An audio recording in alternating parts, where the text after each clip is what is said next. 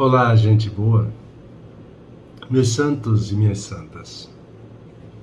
Hoje celebramos, então, o segundo domingo do Advento, deste ano B. O Advento é tempo sagrado de preparação para a celebração do nascimento de Jesus, seja a presença de Deus e do seu reino no meio de nós. Para isso, a necessária revisão de vida para que, convertidos, possamos também estar com o coração mais próximo do Senhor. Disponhamos-nos a preparar bem a sua chegada, inspirados por João Batista, o precursor. O Evangelho de Marcos inicia com o surgimento do profeta João Batista. É a voz que clama no deserto e repete as mesmas palavras de Isaías que ouvimos na primeira leitura. É hora de preparar um caminho novo. Na época em que Jesus nasceu, era tempo difícil, de crise e muita exploração do povo. Na época, e justamente a opressão pesava sobre os ombros do povo, sobretudo o povo mais simples, ali da Galileia. Além do mais, já fazia 300 anos que havia surgido o último profeta, Malaquias, e parecia que os céus tinham se fechado. O povo até pensava que Deus havia se esquecido de enviar sua palavra. Por isso, o surgimento do profeta João era sinal de que a voz de Deus voltava a ecoar novamente. As leituras deste domingo são um convite à mudança de vida. É preciso aplainar os montes e abrir um caminho novo. Hoje também vivemos uma época de crises, corrupção. O povo foi abandonado pelos governantes. Mas não podemos desanimar, pois sabemos que Deus está ao nosso lado, quer mudar nossa história. É tempo de advento, tempo de abrir caminhos novos, de construir pontes e destruir os muros que separam irmãos de irmãos. A nossa preparação para o Natal começa aqui agora e passa pela conversão e mudança de vida.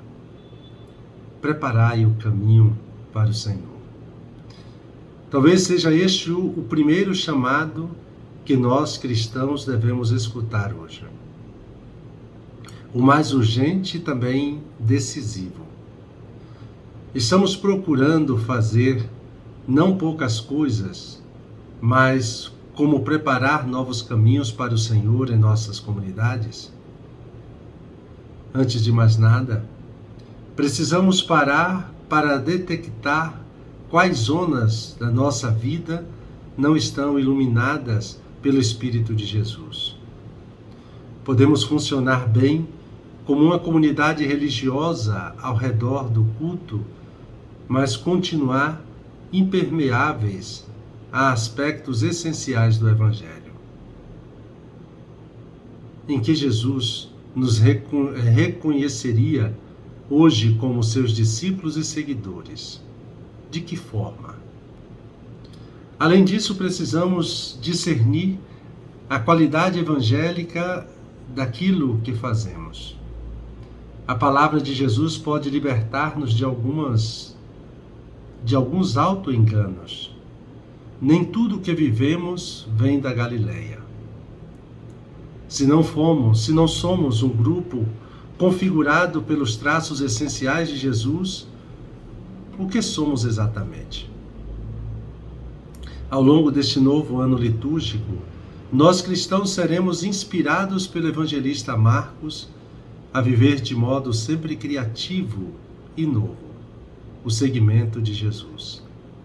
Seu evangelho dá a arrancada inicial com este título: começo da boa notícia de Jesus. Essas palavras nos permitem vislumbrar o que encontraremos em todo o relato de Marcos. O começo é um título que abrange e orienta tudo. O livro inteiro de Marcos deve ser ouvido como boa notícia sobre Jesus Cristo. Boa notícia que desconcerta, que alimenta a esperança e que abre um novo sentido para a nossa existência. Com Jesus começa algo novo. É a primeira coisa que Marcos quer deixar claro. Todo o anterior pertence ao passado. Jesus é o começo de um caminho novo e de um tempo inconfundível. No relato, Jesus dirá que o tempo se cumpriu e com ele chega então a boa notícia de Deus. Isso é o que experimentaram os primeiros cristãos. Quem se encontra vitalmente com Jesus e mergulha um pouco em seu mistério, sabe que começa uma vida nova, algo que nunca havia experimentado anteriormente. Uma sensação de libertação, alegria, segurança e desaparecimento de medos. Em Jesus, ele se encontra com a salvação de Deus. Causa-nos assombro este início tão solene do Evangelho de Marcos, que formula um apelo concreto, como se fosse a condição única para continuar com a leitura. Preparai o caminho do Senhor, aplainai suas veredas. Essa palavra, sempre oportuna, nos é presenteada neste tempo de advento e nos recorda que para acolher o Senhor é preciso sair dos lugares estreitos, das posições fechadas, das ideias fixas e fazer estrada. Com Deus peregrino. Aqui está a verdadeira identidade dos seguidores de Jesus, os adeptos do caminho, como nos apresentam os Atos dos Apóstolos. Assim eram conhecidos os primeiros cristãos. Os seguidores, as seguidoras de Jesus, são aqueles e aquelas, então, que descobrem que não pode deixar de caminhar, seguro ou segura daquilo que lhe falta. Então percebe que cada lugar por onde passa é ainda provisório e o que a demanda, e aquilo que demanda justamente continua. É esse impulso interior que é o seu desejo. Faz ir além, atravessar fronteiras e perder seus lugares que davam a sensação de segurança.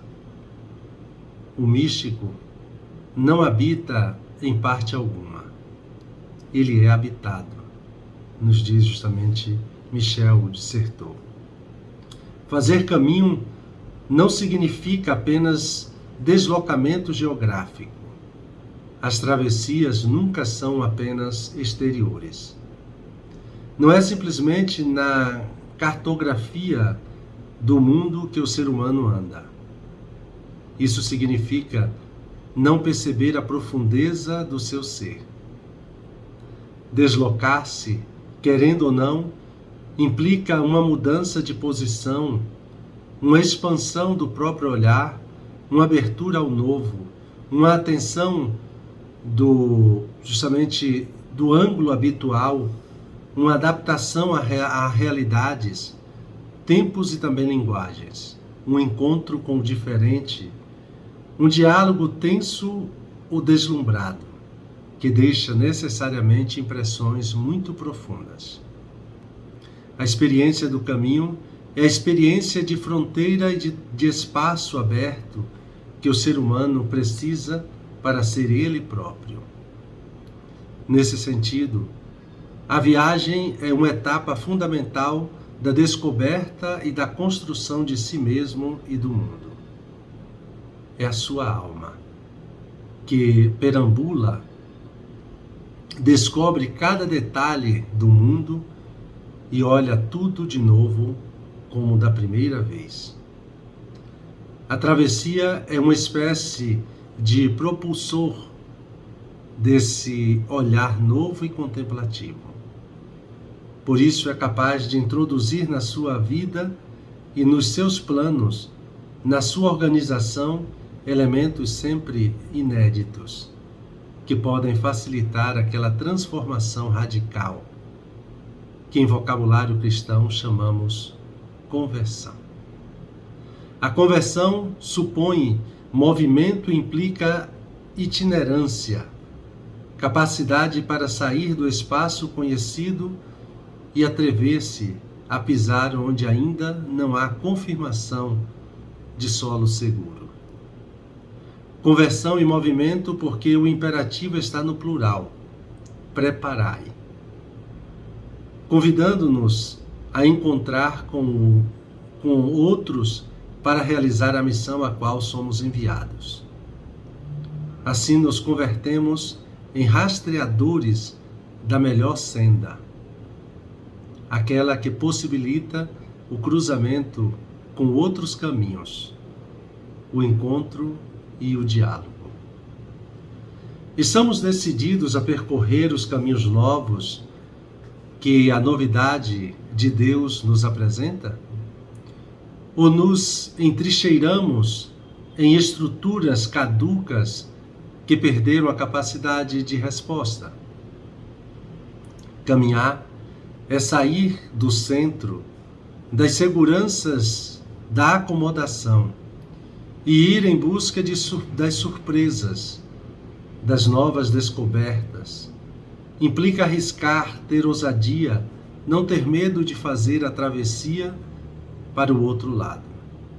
Somos passageiros, um caminho aberto à vida de Deus que permanece, caminho que anuncia e prepara a vida.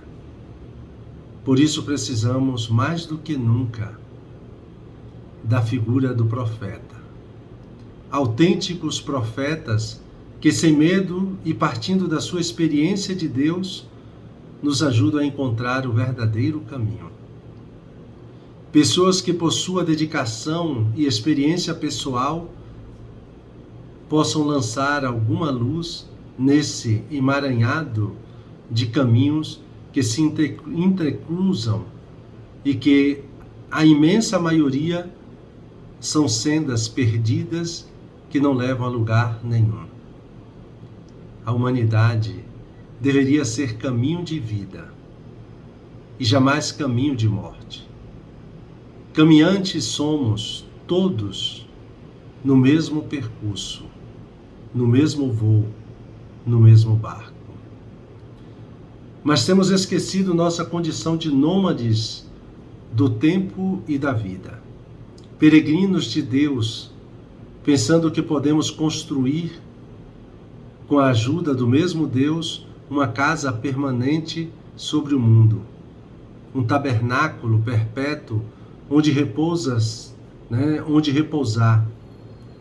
seja na forma sacral, seja nossas seguranças religiosas, seja na forma secular, nossos sistemas econômicos e sociais.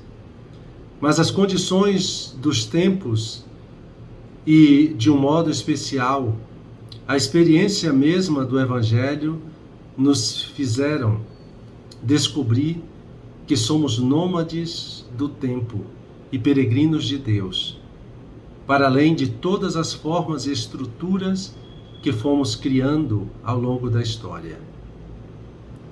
Ser nômade do tempo significa caminhar, voar, navegar, leves de equipagem e por itinerários que ainda não foram percorridos por ninguém.